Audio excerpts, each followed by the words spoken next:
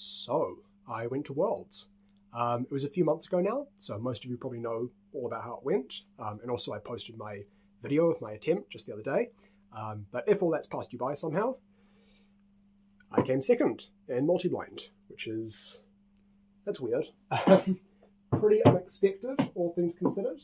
Although that's complicated, and we'll get into that. But yeah, it was a super fun experience, really, really fun seeing everyone, and just overjoyed with how well I did. But yeah, I have lots of thoughts and feelings beyond just that, and I was originally going to include some of those in the attempt video, but it was just getting a bit complicated and I wasn't sure exactly how I wanted to edit it, so I ended up doing a bit of a simpler edit in that video, and then figured I'd make a separate one with lots of thoughts and feelings about it. This will probably be a pretty long video, to be honest, because I'm going to go over like 6 months of the year, and I like to ramble, so this will be a long one. I don't expect many people to be interested in it, but if you're a multi-nerd like me, then you might find it kind of interesting and put it on in the background. But yeah, let's get into it. So I guess I'd start the build up to Worlds with when I first set my goal as the podium, because that wasn't like random. That was something that I explicitly decided I wanted to happen. It was one of my main goals for this year. And that came from, I guess, November last year, like during phase 1.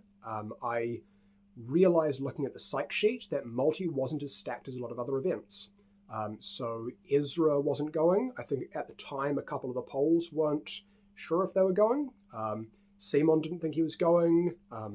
Andrew wasn't very good yet, to be honest.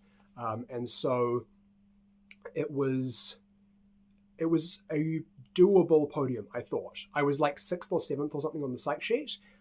So I wasn't a favorite for it on paper, but if you looked at a couple of guys ahead of me and looked at their consistency and the results they were putting down on like an average comp, I thought I was pretty much on par with them. I mean, they had better PRs, but some of them weren't as consistent, or they were a little bit past their peak. For example, Shivam has a sensational PR, but he's not putting down 48 points every comp or anything.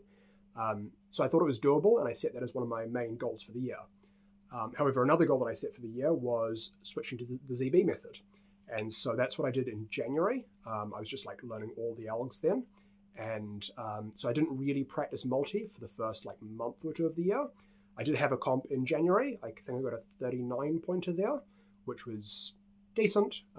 It was nice for like a period when I wasn't particularly focusing on multi. But yeah, after that, after I switched to ZB and finished all the algs, it was onto the multi-grind. So the first comp of the year where I was really in practice was the South Island Champs. That was in April, I want to say, and there were 2 attempts there. Now, by the South Island Champs, by the lead up to the South Island Champs, I was definitely back to my top shape and actually better. I was like peaking again, and this was what I was really excited for, because the peak that I reached before South Island Champs was pretty high, to be honest. I actually got into the 60s for the first time. So this is something that I haven't posted anything about on the channel, but I attempted 61 cubes a few times, and I sub-hourred it, and then I attempted 63, and I came pretty close to sub-houring that as well. So I was in a very good spot, and I was improving pretty fast. So this was a comp I was very, very keen for. I thought OCR was pretty overdue at this point, considering the level I'd reached at home, and I thought, yeah, it should be pretty easy to get that at South Island Champs, get like a really, really good result. And I was just really excited to hopefully debut 60 plus cubes officially. That's been sort of a dream for a while, is to attempt 60 in comp, and I was optimistic I'd be able to do that at South Island Champs. It wasn't a sure thing by any means, but I thought that as a fallback, attempting like 57, 58, 59 should be pretty comfortable considering what my home attempts were looking like.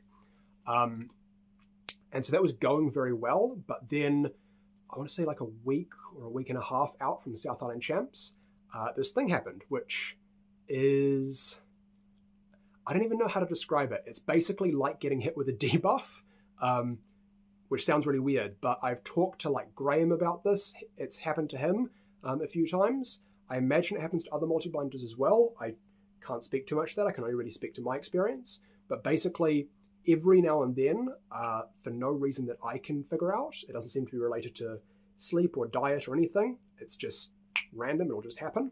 I'll seemingly just lose a lot of skill out of nowhere. And it's not like one random attempt where it's just an off day. It's like I'll be performing consistently at this level, and then I'll just drop. And it's significant. It's like 5, 6, 7 cubes, like set like 5+ minutes basically off my pace, and my accuracy also tanks. And yeah, this happened right before the South Island Champs, and it was a big problem. When this has happened to me, it's obviously like I've been able to fix it, but it's not like it's just a mental block where it'll be gone someday. It's like I actually have to practice diligently and work my way back up to the level I was at before.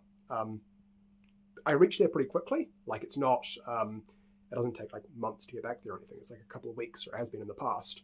But when I've been in the middle of that process, it can be pretty frustrating and kind of scary, because when you're in the middle of it and you don't feel like you're improving, you don't know like why it happened in the first place, you don't know how to fix it. Yeah, it can be very demotivating. It can be troubling mentally. And so this happened right before the South Island Champs, which was such a bummer because I was so keen to attempt 60, and then suddenly at home I was like struggling with 57, which prior to that had been very easy for me. And so yeah, South Island Champs comes round, I haven't gotten over it, and I attempt 55 cubes on the first attempt. It was a 2-attempt comp, so I did have some leeway there where I could attempt 55 and see how it goes. I could see how it went. I attempted 55 and I didn't sub-hour it, which is very frustrating for like considering that I'd been sub-houring 60 like a week or two prior. So yeah, that was pretty annoying.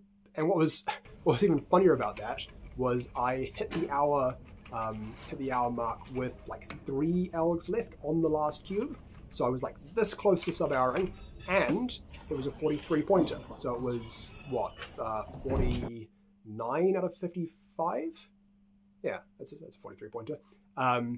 And yeah, and 3 algs left. So I literally missed OCR, which was 44 points at the time. I missed that by like 5 seconds or something. It was like crazy close. So that was frustrating, but then attempt 2 came round and I decided to attempt 55 again. I thought usually the second attempt of like a 2-attempt comp goes better for me. I like kind of get my eye in on the first attempt. And so I thought, you know what, I basically sub-out that. I was only missed it by a few seconds. Let's attempt 55 again. And that second attempt was going pretty well. It was actually going really well throughout the start of it. And it was going so well, in fact, throughout the first half of Memo that I got it kind of in my own head, and during exec got nervous and started to throw. So it was a weird attempt. I was very confident in my memo. It was feeling like sort of in out of in stuff. It was feeling like it was going to be easily sub-hour. And then yeah, just got nervous in exec, started making mistakes, started pausing, and I didn't sub-hour again. This time I missed it by about 4 algs, I think, like timed out once again on the last cube. And yeah, that was a bit frustrating. That time it was a 41 pointer, so I missed OCR by like 5-10 seconds and 1 mistake in addition to that. So yeah, that was, at the time I just had to laugh because it's like you get an hour-long attempt and it comes down to like 5 seconds, really? So that was, yeah, it was funny, but it was frustrating considering that I had been sub-houring over 60 like 2 weeks prior, and then 55 didn't happen in comp, and OCR didn't happen either, which even considering the fact that I'd like been debuffed like this, when I'm sub-houring 55, 44 points shouldn't be that hard, you know? When I'm effectively sub-houring 55, I'm that close to it. 44 points shouldn't be that hard.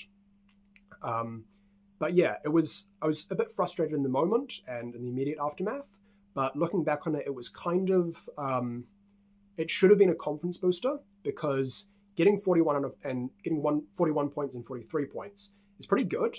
And especially getting that when you're like at a slightly lowered skill level, that should be a pretty good sign, because the number of people who consistently get over 40 points, like on the average attempts in comp, is pretty low.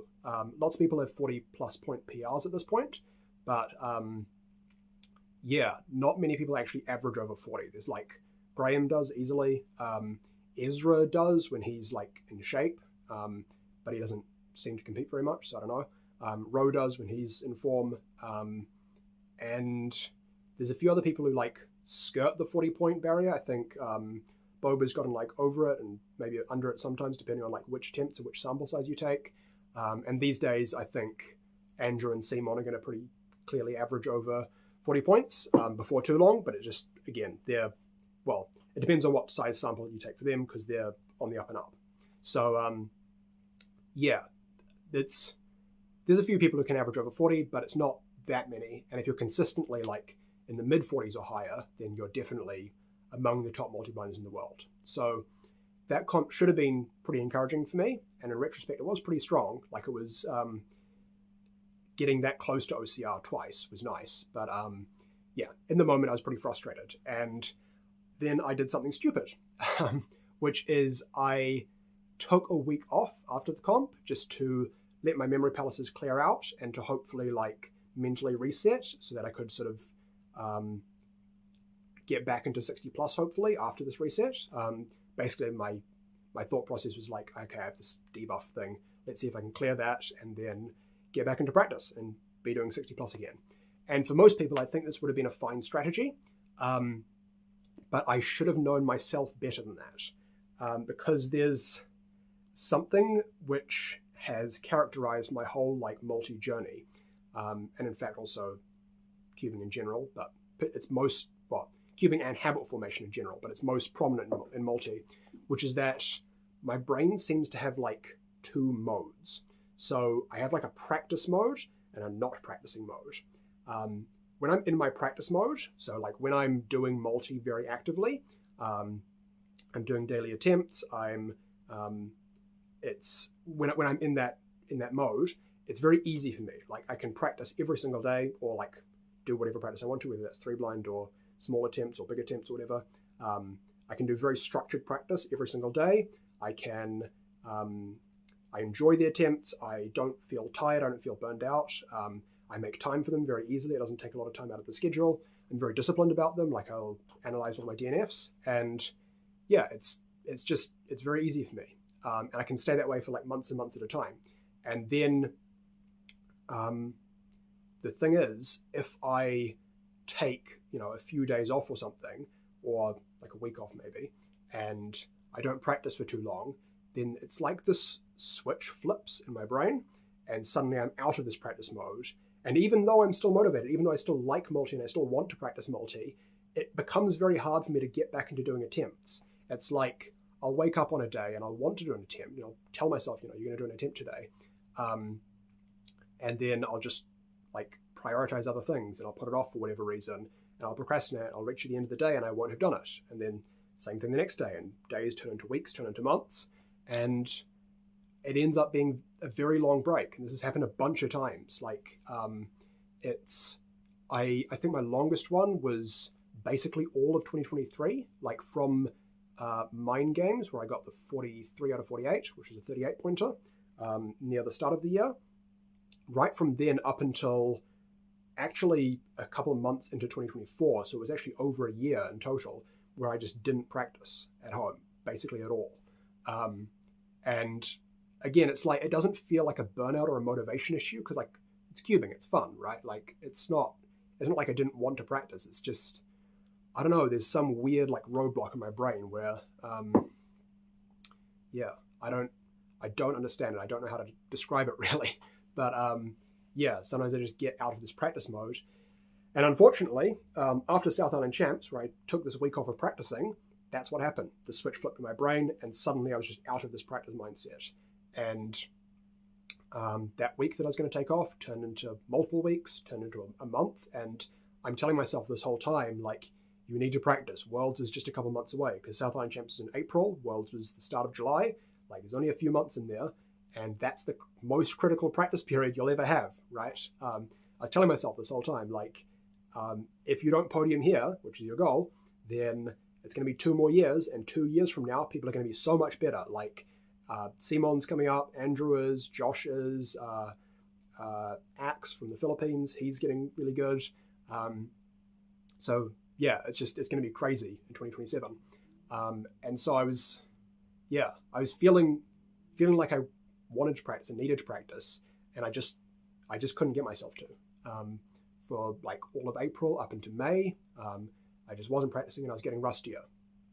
And so I was very frustrated with myself the whole time because I'm like, man, you should have seen this coming. You shouldn't have taken that week off. Like, you should have just practiced through it. And that's not what happened. And so, yeah, I was getting pretty frustrated. And then I had a comp coming up, which I should have been in practice for. This one should have been the 60 plus comp of South Island Champs, wasn't.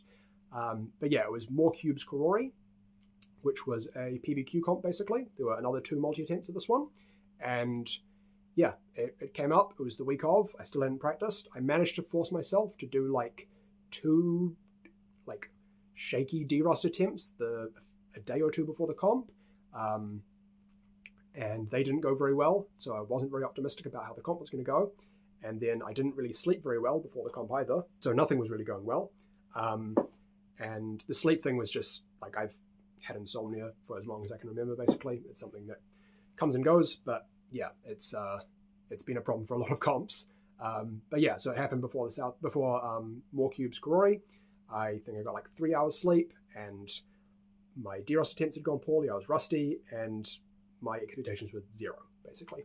I went into the first attempt. I decided to attempt 53, which I felt like, honestly, based on my D-Rust attempts, that wasn't safe. But I couldn't bring myself to attempt less than that because, like, I don't know, attempting 49 or whatever would have just been silly. Like, these were effectively practice attempts. Like, I was practicing for Worlds still, and I felt like less than that would have just been so pointless. So I attempted 53. I didn't have very high hopes, but then if you've seen the videos, I got OCR somehow. So 50 out of 53 was 47 points. So it actually chunked it by 3 points, which is a decent margin. And I was just baffled. Like, if you see the video, I almost like don't react. I mean, my reactions are pretty muted anyway in general, but like, even for this one, I was just like, I was so confused because my expectations were so low, and I actually felt myself make several mistakes, which usually you make several more that you didn't feel. So I was thinking there would be like at least 6 or 7 DNFs, probably more, honestly, considering how rusty I was. And so yeah, to get OCR was very, very surprising. And I still don't really understand it. I think it still feels like a fluke looking back on it, to be honest. But yeah, it happened. And attempt 2, I decided to attempt 54 because, like, if I attempted 53 again or less, then I would need even better accuracy in order to beat my attempt from the first one. And that just seemed not impossible, but like so unlikely. I mean, 3 DNFs is already pretty good accuracy for me, like at home when I'm in practice. So getting that officially when I'm rusty was like crazy. And so getting 2 or fewer would be just unthinkable almost. And so I attempted 54. I didn't have much hope of sub-houring, but I attempted it and I timed out. But I timed out on the last cube, on the last alg, halfway through the last alg. So I was literally like half a second off of finishing, and it was a 46 pointer. So that would have been 48 points. That would have been another OCR if I'd been half a second faster.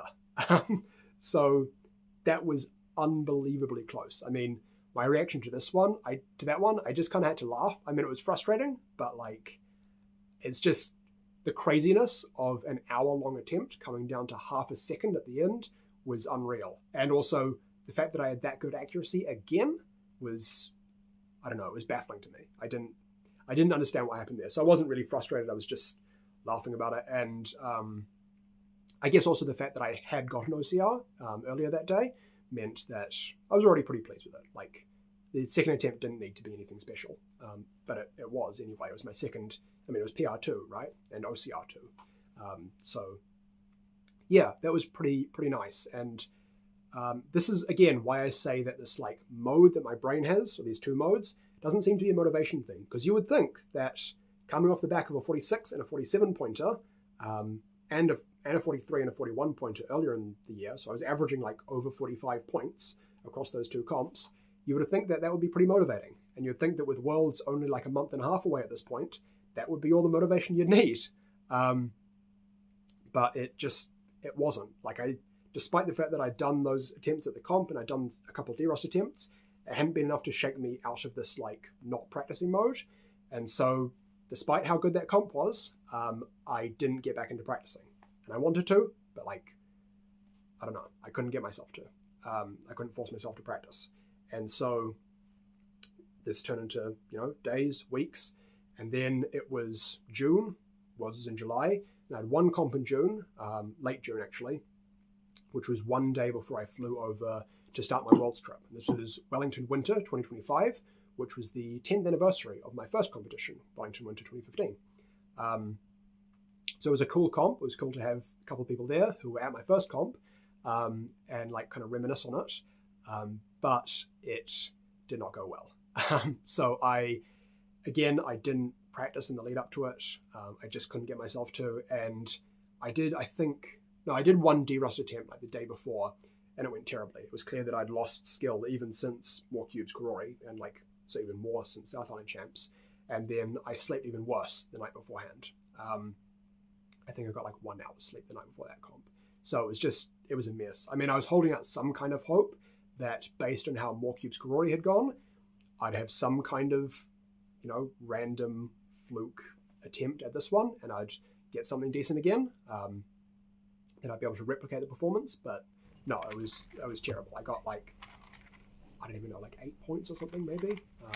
I didn't even win the comp. So yeah, that sucked. And then I was out of time because I was flying over to Canada via Fiji, and a very, very long Sunday.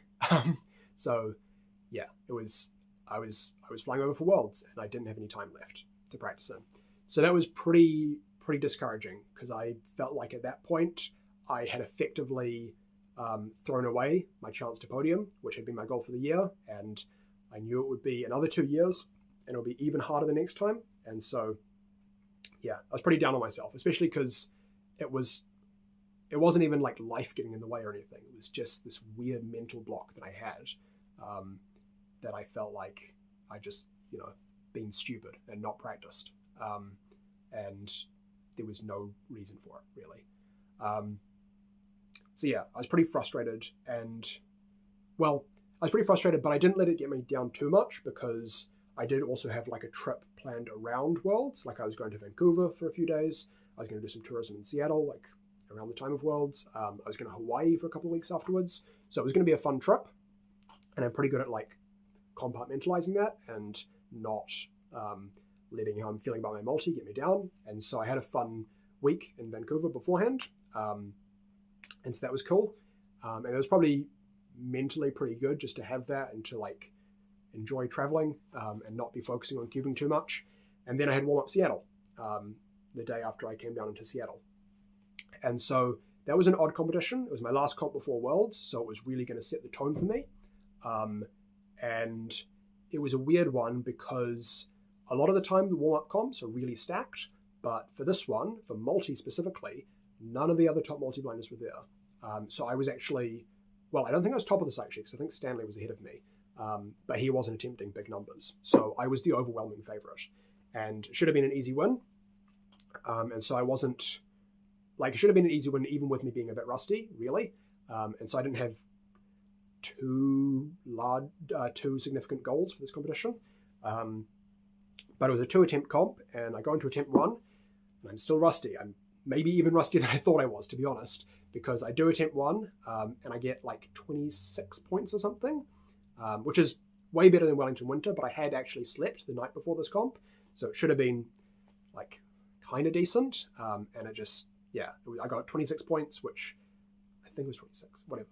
I got something like that, and I wasn't even in first after the first attempt, which sounds like, you're not even in first, what high standards, but again, it should have been a comfortable first if I wanted any chances of placing highly at Worlds. So yeah, that was pretty annoying. But one thing that I did notice during that first attempt at warm-up Seattle was that I was actually kind of derusting during the attempt, which sounds crazy, but if you haven't practiced for months and months at a time, those first few practice attempts you make so much more progress during those than you do between later attempts in the derust process. And so I wasn't getting anywhere near back to my old peak, but I was rapidly shaking off little bits of the rust at least. And so that gave me a little bit more confidence heading into attempt 2. And then attempt 2, I get I was attempting 54. I got 47 out of 54, I think. So it was a 40-point team, which did win the comp pretty comfortably. So that was nice. It was cool to win that. And actually, they split Warm Up Seattle into two comps, a PBQ and a normal one. And multi was the main event of PBQ. So I actually won one of the warm-up comps overall, which was, very odd feeling. Because I've never, this was my first time, going overseas as a top multi-blinder or going outside of Oceania anyway, and competing against international competitors. And so it was cool to win that warm-up comp. And 40 points was a relief to get on attempt 2, but it didn't fill me with a ton of confidence, to be honest, because I was so sure in the lead up to Worlds that you would need quite a bit more than that to podium. I mean, if you looked at 2023 Worlds and 2019, so the two previous World Championships, you needed an average of 41.5 points to get third. I mean, that's largely carried by the fact that Worlds 2019 was a cracked podium, but that's besides the point. I mean, you needed over 40 points both times, and people were better now than they were at either of those two Worlds. So, at least in my opinion, I think people are better. I thought 40 points wasn't going to do it at Worlds. I thought you were going to need 45 plus at least, and maybe even if people popped off 50 plus. I mean, that sounds kind of crazy, but honestly, Roe, considering what Roe was actually attempting, probably wasn't likely. But in the lead up to it, we were thinking Roe can easily get 50 plus, Graham can easily get 50 plus. Simon was seeming to PR every single time he could do it. And then there's a bunch of other people who it was less likely for, but they could do it too. I mean, Andrew, me, Yuching, Boba, probably a couple others who I'm forgetting. But I thought that 50 plus was on the cards. People would have to pop off. But 40 I did not think was going to do it. And so with Warm Up Seattle, PBQ setting the tone, it was nice to win, but didn't fill me with a ton of confidence. And so then there were a few days in between. I went up Mount Rainier, did some more tourism around Seattle. That was cool. And then time for Worlds. And so one thing that's worth noting is that I was actually staffing Worlds, which is pretty rare for top competitors. I think out of everyone who podiumed, I think he won podiumed Mega, and I think he was on staff. And I don't know of anyone else off the top of my head who podiumed and was on staff, which makes sense, right? If you're a top competitor, your focus is just on competing. You don't want to be staffing, you don't want to be focusing on any of that. But for me personally, I felt like staffing would distract me a bit from competing, which I think for me was actually a good thing, because if I was just, if I had lots of time to think and to do other things and lots of downtime, I just start obsessing over how the attempts are going to go, and I would probably just get nervous and crumble, basically. That was my thinking anyway. Whereas staffing made it feel more like a typical comp for me. I've staffed past majors that I've been to, and I'm obviously unofficially staffing basically every local comp that I go to. So I thought that it would help, and also the staff perks were great. So I was on staff.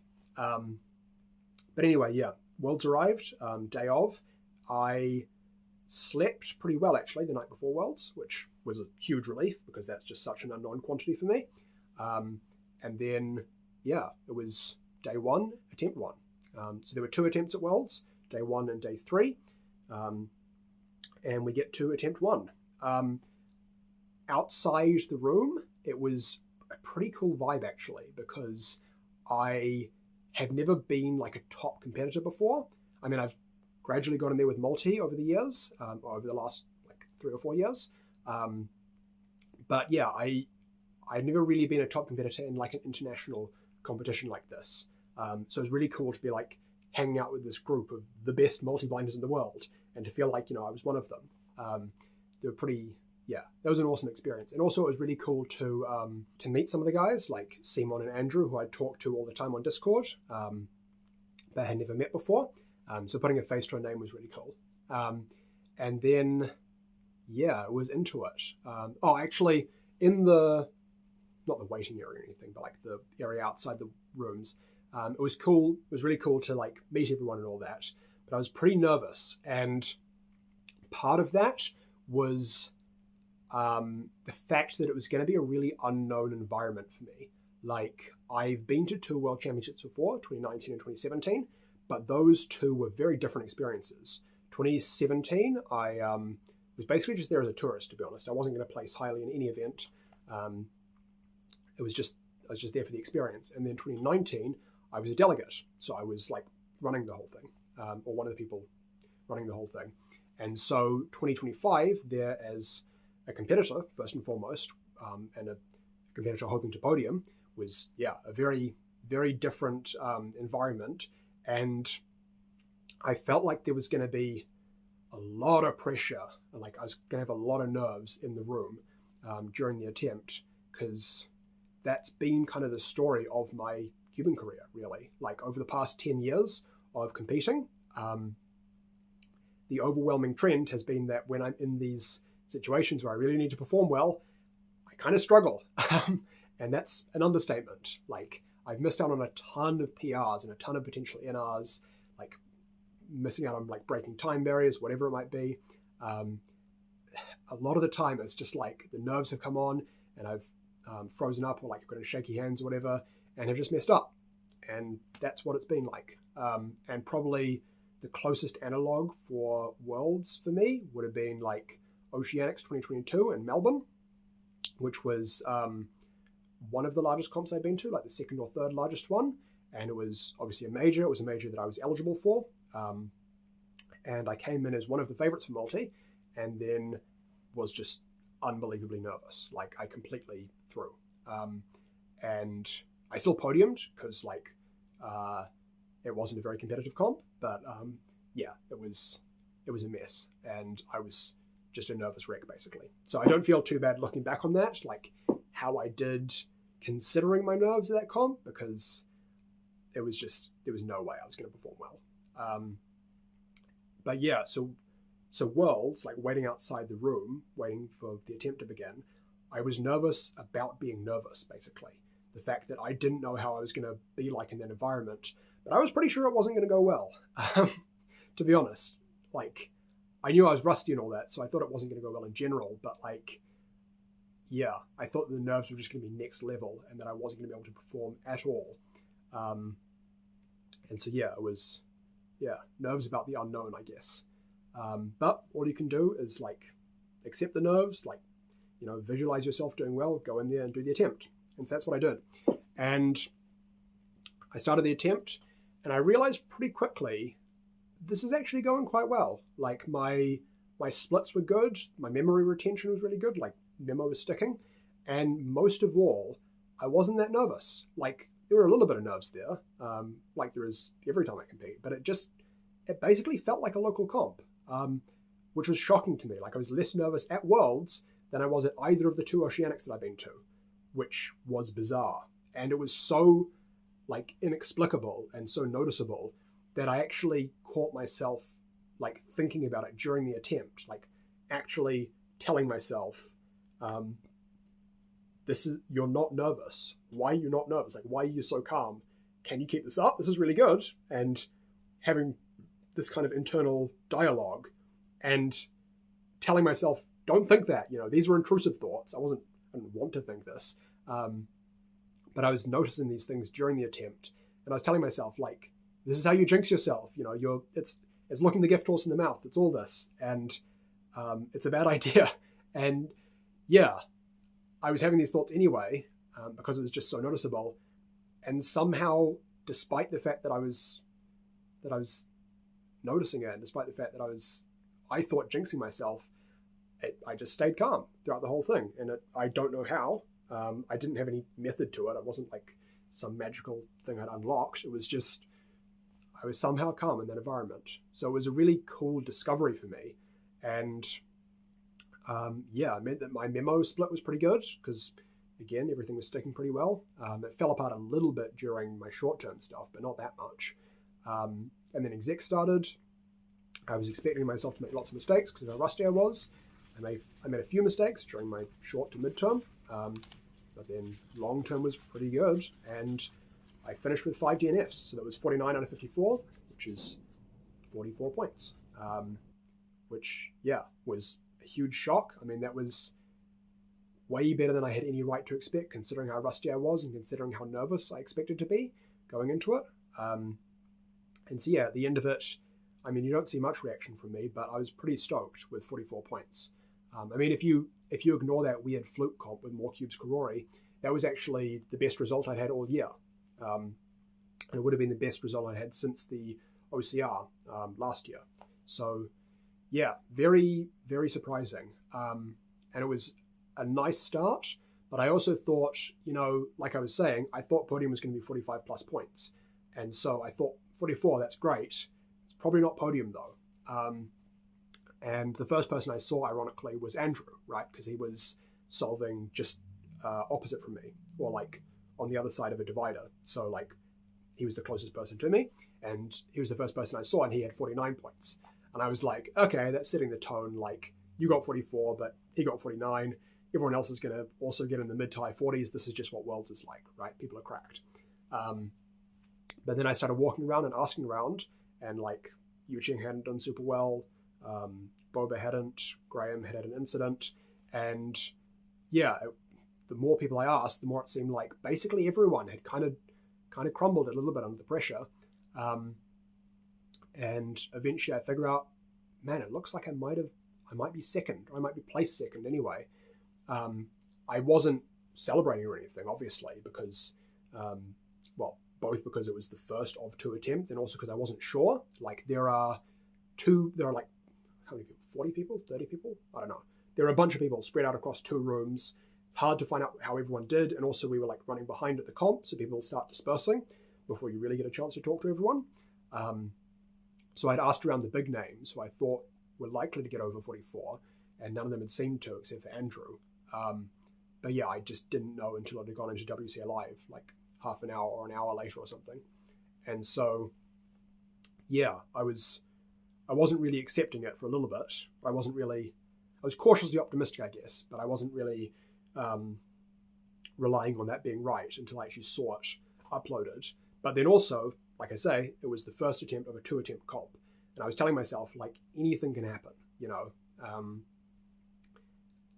I was in second place. I could come in 10th place. Like, everyone could beat that.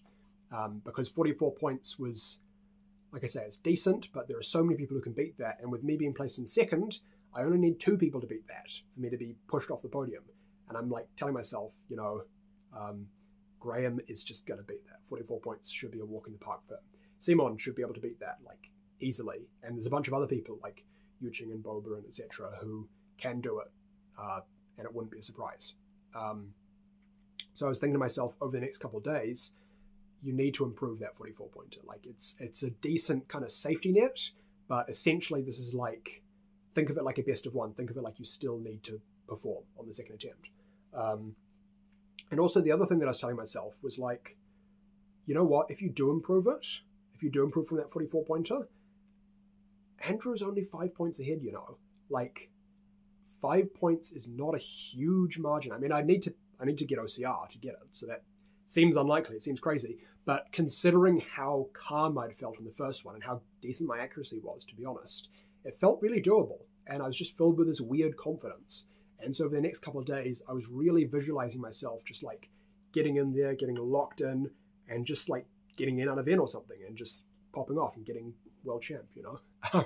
So yeah, it seems really weird to go from before the comp, having essentially written off any possibility of podiuming and just being frustrated with myself for like not having the right build up and, you know, not practicing, and to go from that to, yeah, you can become world champ.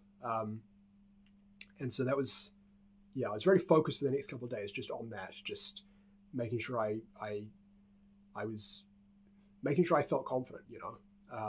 And then day 3 comes around, multis at the same time of day, and I basically try to replicate everything from day 1. I eat at the same time, I eat the same food, I try and hydrate myself the same amount, I've slept basically the same amount.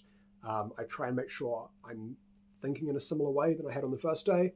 And all this is it's kind of silly in retrospect, because like obviously the mental state is not the same. Like you're not going to replicate the same conditions, given that you have the knowledge of how well you did on attempt 1, and given you're coming into it with a different set of expectations, a different set of goals. It was never going to be exactly the same, but I felt like the nerve level, if you would like to quantify it, felt pretty similar to attempt 1. And I got in there, started the attempt, and it just felt good again. I was hitting similar splits to how I had the first time. My nerves just weren't that high. Like it felt like a local comp once again. And again, I was just noticing like, how is this happening? I don't understand how I'm calmer in Worlds, gunning for world champ, than I have been at Oceanics, even at some local comps, like where I've had good starts. I've ended up feeling more nervous than I did in that environment at Worlds. So yeah, I don't understand. I still don't understand how that happened. I'm just excited at the discovery that apparently, assuming it wasn't a fluke, like apparently I can perform under those conditions, which is really cool. But yeah, so the attempt started out well, and then I forget if it was in the second or the third pack, but I'm reviewing, and I realized that I skipped a room in my memory palace, which sucks. This is a mistake that I very rarely make. I've only made it a handful of times, and it's been when I've been rusty, so I think this is just a rust issue. And it's basically a death sentence for an attempt. Like, you can recover from it, technically, and so I didn't abandon the attempt there, but yeah, it throws you off so much, and I was super thrown off by it. My memo stopped sticking as well.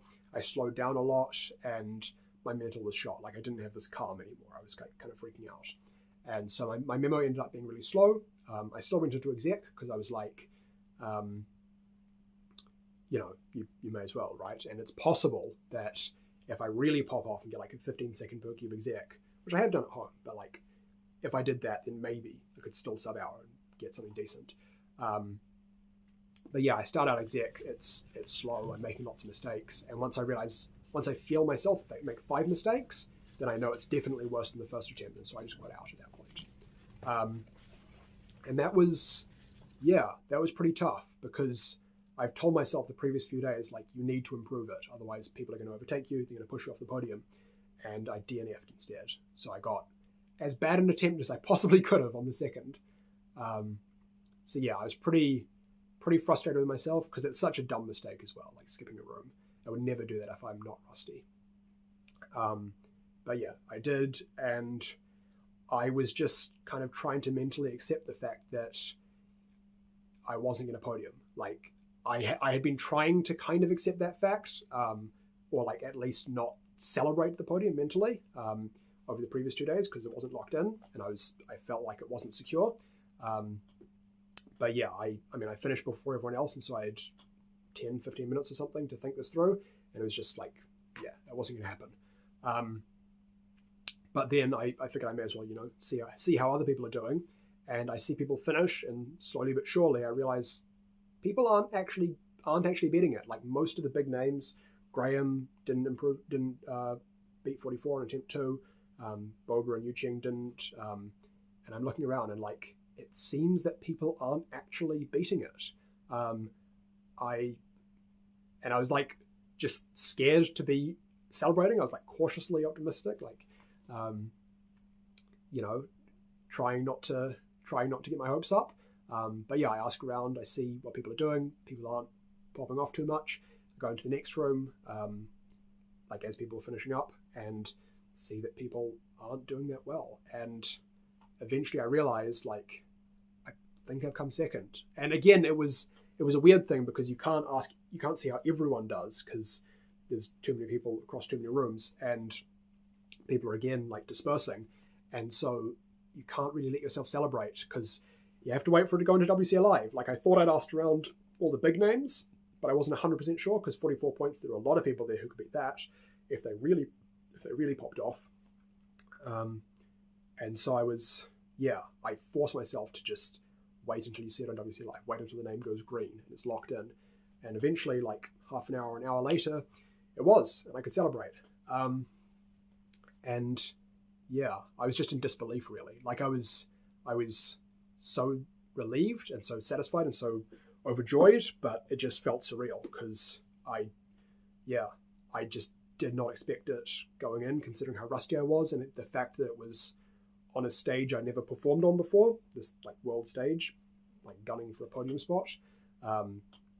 It just had felt like kind of a pipe dream, and so to actually see it, it was hard to really accept and hard to really like have it sink in.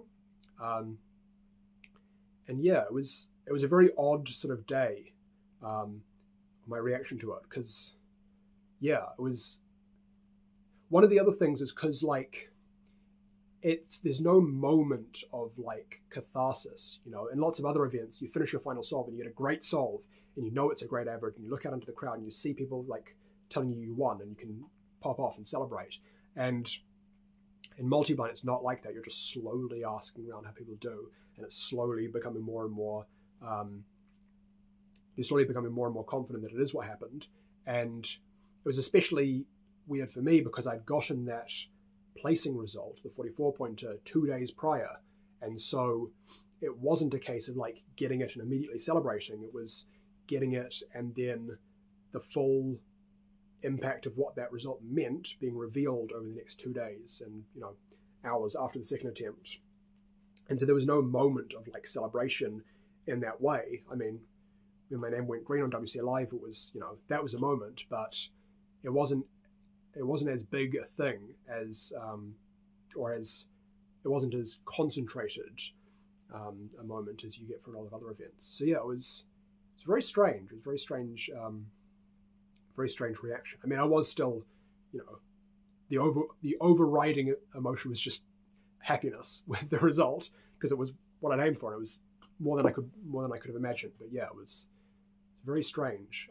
Also, it's very hard to pull like the emotional 180 of setting your sights on improving on attempt 2 and telling yourself you need to, and like having this confidence that you can actually get to be world champion, and then absolutely bombing on that second attempt, you know, getting a DNF, getting as bad a result as you possibly could have, in fact, on the second attempt. And so you feel super bummed out, and then you go from that to being, you know, to finding out that you're actually second, you know, still second. So yeah, it was really very, very odd mix of emotions there. But, you know, it sunk in over the next day or so. And yeah, got second place. So it has, I think, sunk in now. It still feels kind of surreal, to be honest. But yeah, it's very, very pleased with how it all happened. I will say, though, there's a little bit of guilt, I guess. I don't know if that's exactly the right word, but it's like the fact that it happened, the fact that I did manage to get the podium spot and beat out so many multi-blinders who I would just consider to be better than me, was amazing. It was surreal. But the fact that that happened despite me like being so rusty and not practicing when I really should have, it makes it feel a little bit unearned, you know? I mean, it shouldn't in a sense, because the story is more than just like the 6 months of lead up to it. And obviously you only needed a 40-pointer, as it turned out, to podium. And I've done that like 7 times this year or something. And I put in the work in previous years to get to the skill level. So it wasn't like a fluke result or anything, but it felt like, you know, this year I hadn't really earned it the way that I probably should have. So yeah, I don't know if it's imposter syndrome or something, but it's an odd mix of emotions there. But the way I'm kind of thinking about that, or have been the last few days anyway, is that sometimes you get these weird, like fluke, almost feeling like undeserved results, or these results that feel strange, like just weird outliers, that don't feel like they make much sense in the moment, but then afterwards, in retrospect, given a more complete story arc almost, they make a lot more sense. So one that comes to mind for me, for example, is Alexander Vucic. So Alex, in 2020, he and I were the top 2 Megamixers in Megamix solvers in New Zealand. And at Nationals, I would say I was a little bit faster than he was still. We were averaging both in the low 40s, but I think I was like a second or two ahead. And I actually set both NRs, NR single and average, in round 1 of nationals. And so I was feeling good, and then the finals came, and I got super nervous, and I choked, and he kind of popped off, and he actually beat me. And in the moment, I felt frustrated with that, because I was like, man, I've put in all this, like I've dominated New Zealand Megaminx for years. I have actually practiced I've done so much practice in the lead up to this comp, and I am, I think anyway, a little bit faster. And so it felt like that's not the ending to nationals that should have happened that year. Well, that's how it felt in the moment anyway. But then, obviously, Alex went on to get OCR the next year. Both OCRs, I think, single and average, whatever. He'd smashed OCR single anyway. And then in 2022, he became Oceanic champion. 2023, he was on the Worlds podium.